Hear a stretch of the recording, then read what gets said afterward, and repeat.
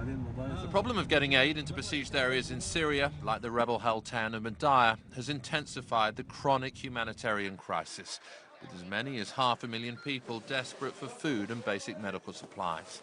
It's one of the main challenges for the UN humanitarian chief Stephen O'Brien, and also one of his great frustrations. The main way of addressing those frustrations is for us all to be working for a political solution. There is never a humanitarian solution to these fights. It needs a political solution, and then that gives you either the local or the broader cessation of hostilities or even a ceasefire.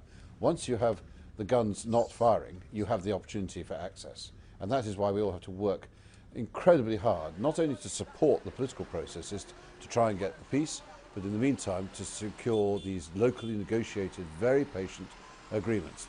And be in no doubt how important these are. Over 80 very brave humanitarian workers have been killed in the line of duty in the last 12 months. And it's very important that we recognise that it's our duty to seek safe passage because we cannot ask people to sacrifice themselves, even though they're doing the most noble work trying to reach people in need. In situations like Madaya, you've said that all options should be considered. Does that include airdrops?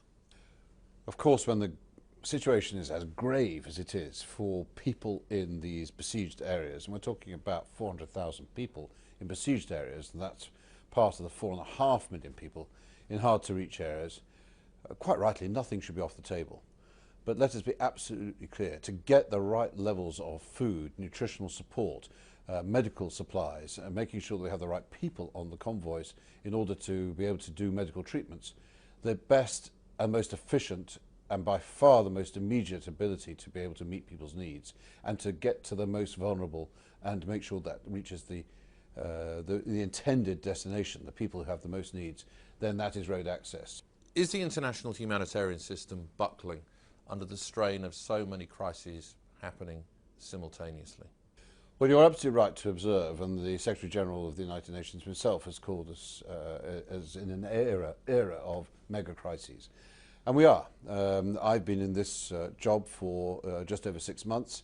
I face a wall of humanitarian demand. This is something which is a demand upon all politicians in all countries to step up to the humanitarian needs of our fellow human beings. And that's why I am optimistic that so long as we can make sure that we are extremely professional about how we can make this happen, then I'm very convinced that we can build the necessary will and the resources that we can seek to meet what have been an escalating and very high level of humanitarian need around the world.